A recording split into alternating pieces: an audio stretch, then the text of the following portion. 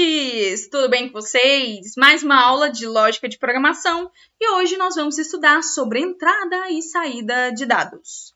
Bora lá? Até agora, os programas que nós discutimos, que nós conversamos, os pequenos algoritmos ainda que estão começando a nascer, eles trabalham apenas com valores conhecidos, então que estão escritos no próprio algoritmo, que estão sendo atribuídos nas variáveis, mas e se eu quisesse, por exemplo, utilizar um programa que pudesse ser aplicado para qualquer coisa? Para vários problemas. Tipo assim, eu crio um algoritmo que vai poder ser capaz de calcular as notas de todos os meus colegas. Então, todo mundo que abrir o meu algoritmo vai conseguir calcular a sua nota, sem ficar definindo isso com valores fixos e invariáveis. Será se isso é possível? Eu tenho que lhes dizer que a mágica da programação diz que sim.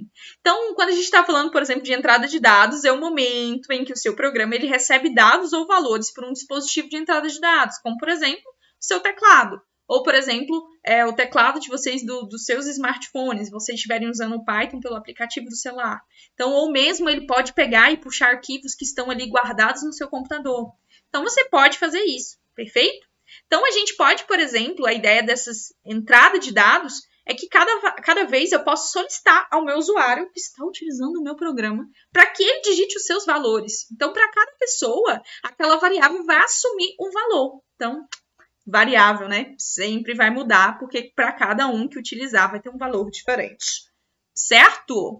Então, a gente tem uma função muito legal que é chamada de input, que é utilizada justamente para solicitar dados do usuário e recebe um parâmetro, que é a mensagem a ser exibida. Então, ela tem ali, né? Por exemplo, digite seu nome. Então, ela recebe ali e vai retornar o valor que vai ser digitado pelo usuário na tela.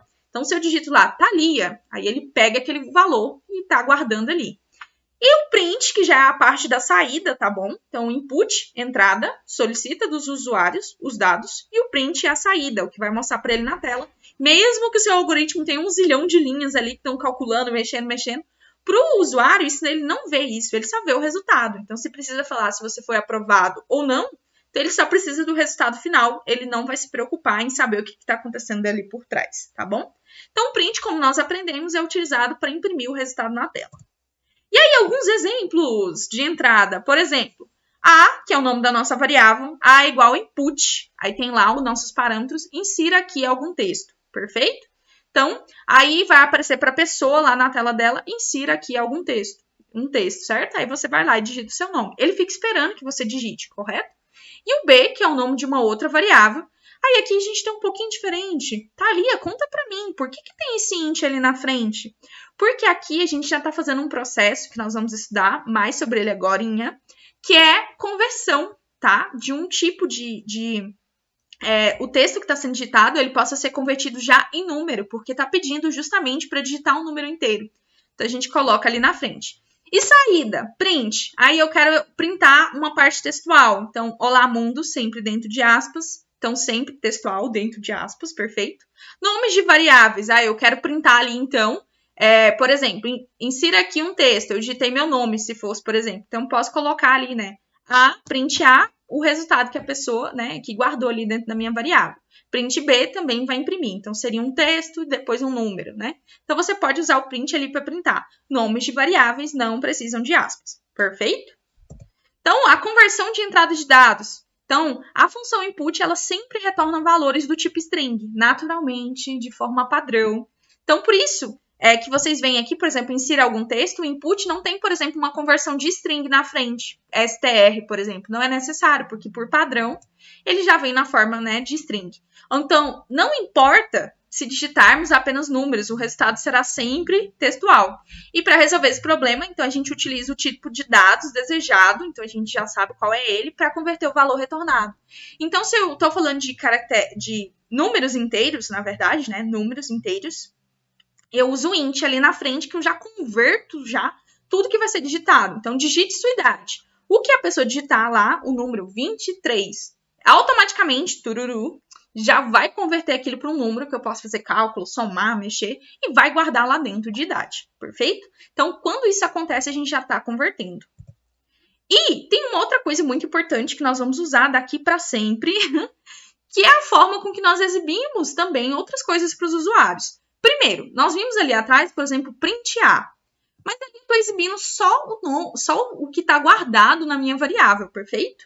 Então, o que está lá dentro, o seu valor.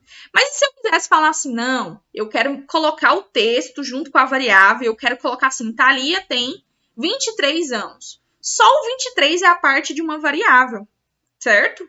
E aí eu preciso colocar essa variável para ser impressa. E como que a gente faz isso, né? Então a gente tem textos e variáveis juntos. Isso é possível e nós vamos trabalhar com isso sempre, que é a parte da interpolação, ou também conhecida por alguns autores como composição de strings em Python, tá bom? O que é interpolação? Eu uso esse símbolo de porcentagem, como eu falei para vocês que tinha outro uso. Então ele dentro lá do print, que eu utilizo para indicar que o conteúdo, por exemplo, da minha variável, ele vai ser exibido naquele ponto. Como assim? Thalia tem porcentagem e anos. E vem de quê? De inteiro, perfeito? O porcentagem i dentro dessa primeira string, que está dentro de aspas, perfeito? Que está antes da palavra anos, perfeito? Que seria da idade. Ele justamente ele é um marcador de posição. Ele indica que naquela posição nós vamos estar colocando um valor inteiro. Por isso, lá o porcentagem i. Tá, Thalia, mas ele vai entender do que é o tal do valor inteiro? Ah, do lado de fora, após a parte da string, tem outra porcentagem. Aí ele tá falando, porcentagem daí de dentro. O que você vai colocar aí dentro? Que eu tô te explicando o que é aqui de fora. Ele colocou porcentagem e idade. Ou seja, agora é como se fosse uma viagem no tempo, né? Ou ele estivesse fazendo vários saltinhos, vários pulinhos. Uma viagem mesmo. O idade que está do lado de fora, vocês estão vendo, vai pular para dentro no lugar daquele porcentagem que está ali entre aspas, perfeito? Então a gente sempre usa a interpolação. Aí a gente tem, né, o tipo de dado e a simbologia desses marcadores, como por exemplo, o S de string, double é D, que é o tipo que a gente já sabe que é decimal, o F de float, que nós já sabemos que nós vamos sempre usar o F, né, para float, que são números decimais, e o I de inteiro. Outra coisa, mas vamos lá, Thalia.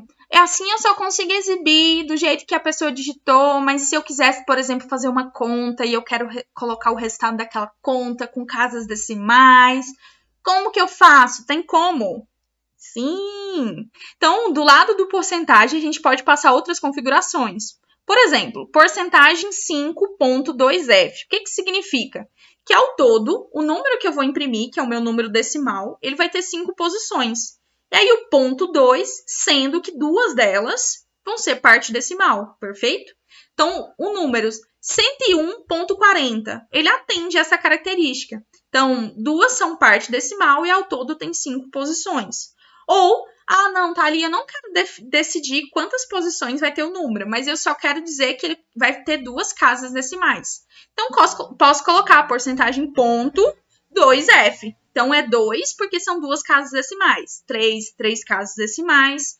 4 casas decimais. E assim sucessivamente. Então, a maioria das vezes a gente não sabe quantas posições serão necessárias. Às vezes a gente está calculando um número que a gente não sabe ainda. Pode vir números muito grandes ou números muito pequenos. Então, a gente pode somente definir quantas casas decimais terão ali após a vírgula. Que no caso, para a gente sempre fala ponto, né?